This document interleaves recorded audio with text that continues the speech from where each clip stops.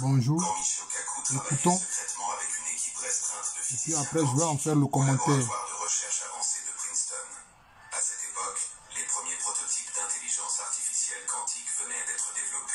Capable de traiter des quantités astronomiques de données à des vitesses inimaginables. Kaku et son équipe ont décidé de nourrir cette IA avec toutes les constantes physiques fondamentales de l'univers. La vitesse de la lumière, la constante de Planck, la charge électrique élémentaire, tout. Leur objectif était simple, chercher des patterns, des connexions que l'esprit humain ne pourrait jamais détecter. Ce qu'ils ont découvert les a littéralement paralysés de stupeur. L'intelligence artificielle quantique a commencé à révéler des corrélations mathématiques d'une précision absolument impossible. Imaginez un code informatique si complexe et si parfaitement orchestré que chaque ligne, chaque variable, chaque fonction s'imbrique dans une harmonie totale. C'est exactement ce que l'IA a trouvé dans les lois physiques de notre univers. Mais le plus troublant, c'est que ces patterns suivaient une logique, une intention claire, comme si quelqu'un avait programmé la réalité elle-même. Dans l'enregistrement que nous avons obtenu, Kaku murmure avec émotion. Nous ne regardons plus les lois de la physique. Nous regardons les pensées de Dieu, traduites en équations. Cette phrase va vous hanter, croyez-moi. Mais la véritable révélation est venue quand l'IA quantique a analysé les interactions entre les particules subatomiques. Elle a découvert que chaque électron, chaque proton, chaque neutron communique instantanément avec tous les autres dans l'univers, créant un réseau de communication d'une complexité inouïe. Et ce réseau ne se contente pas de transmettre de l'information, il semble répondre à une intelligence supérieure qui guide chaque interaction. C'est comme si l'univers entier était un gigantesque cerveau conscient. Et nous, les êtres humains, nous en sommes les neurones. Cette découverte a tellement bouleversé Kaku qu'il a immédiatement ordonné l'arrêt des recherches. Pourquoi ? Parce qu'il venait de prouver scientifiquement que nous vivons littéralement dans l'esprit de Dieu. Les implications de cette découverte sont vertigineuses.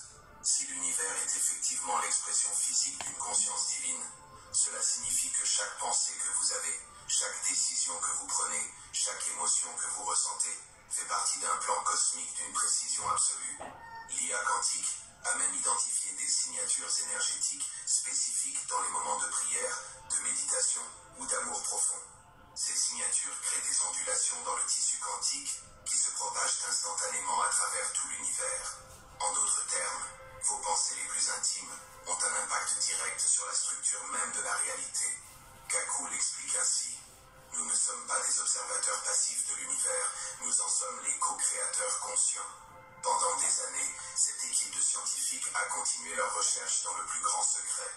Ils ont découvert que certaines fréquences vibratoires, notamment celles générées par les émotions positives comme la gratitude et l'amour inconditionnel, créent des harmoniques parfaites avec les fréquences fondamentales de l'univers.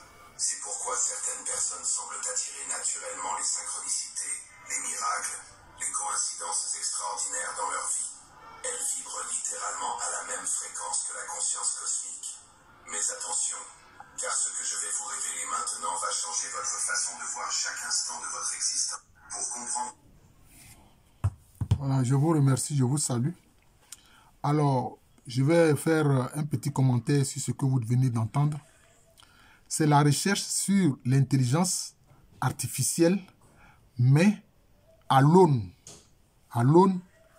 de la mécanique quantique, c'est-à-dire la mécanique des particules, la mécanique des matières infiniment petites.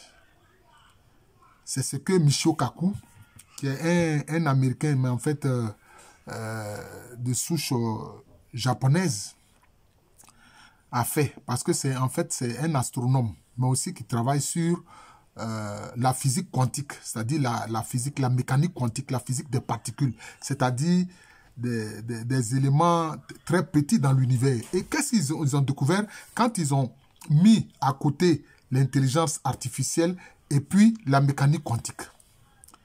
Ils ont découvert que tout ce que nous avons dans l'univers, tout ce qui se passe, tous les éléments, sont sous le contrôle d'une intelligence supérieure, d'une intelligence infinie. C'est ce qu'on appelle l'intelligence infinie. C'est-à-dire que, chers amis, chers frères, c'est ce que dans le christianisme, on a appelé l'Esprit de Dieu. C'est-à-dire l'Esprit Saint. C'est ce qu'on appelle l'Esprit Saint. C'est-à-dire que il y a donc une intelligence supérieure qui harmonise tout ce qui se passe dans l'univers. Voilà, qui harmonise et qui tout ce qui se passe dans l'univers. C'est-à-dire quoi? Que ce soit les lois, hein, que ce soit les interactions, hein, entre les particules, entre les êtres, etc. Même vos pensées, vos paroles, vos prières. Vous avez vu, à un moment donné, il a parlé de la prière. Tout ça est sous, je peux dire, le regard de l'intelligence infinie, de l'intelligence supérieure. Vous voyez? Bon, lui, c'est pas un chrétien, donc il utilise des termes, il a parlé de l'intelligence cosmique. Bon, il a parlé de l'intelligence cosmique. En fait, c'est l'intelligence divine. C'est ce qu'on appelle l'intelligence divine. Voilà. C'est ce qu'on appelle l'intelligence divine. En fait, c'est le Saint-Esprit, en réalité.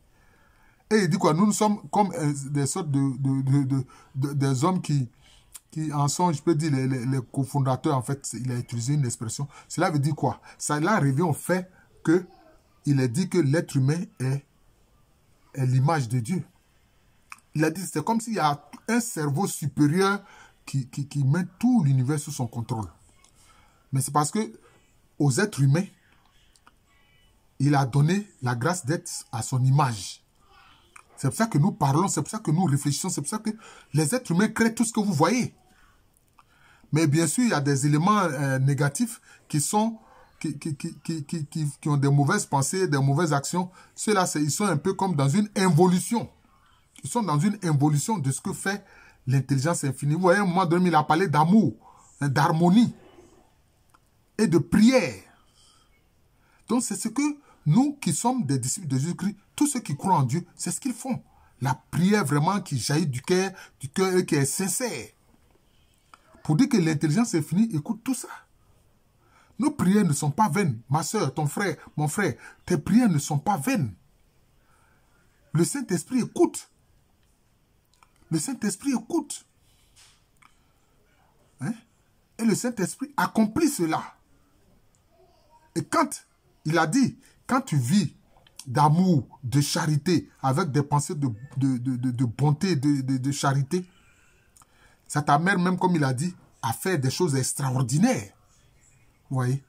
Donc, ces gens qui sont des scientifiques, qui au départ ne sont pas des croyants, ce ne sont pas des religieux, ce ne sont pas des croyants. Mais en examinant l'intelligence artificielle qu'aujourd'hui nous avons, où les gens peuvent manipuler pour faire un peu n'importe quoi, mais aussi on peut faire de très bonnes choses avec, à la lumière maintenant de la mécanique quantique, c'est-à-dire de la physique des particules, ils découvrent que derrière, il y a une intelligence supérieure. C'est-à-dire qui? C'est-à-dire Dieu. Voilà. Et c'est pour ça que c'est important. J'ai voulu vous faire écouter cela pour que vraiment vous sachiez que vos prières ne sont pas vaines. Vos pensées d'amour, de charité, de bonté sont toujours sous le regard de l'Esprit Saint. Voilà. Donc en réalité, c'est de Dieu, de l'Esprit Saint, que justement, on parlait justement, c'est scientifique, mais ils n'utilisent pas le terme que moi, en tant que disciple de Jésus-Christ, je suis en train d'utiliser, ou en tant que croyant, je suis en train d'utiliser en parlant de... Mais ils ont parlé de Dieu quand même. Ils ont parlé de Dieu dans le document. Voilà.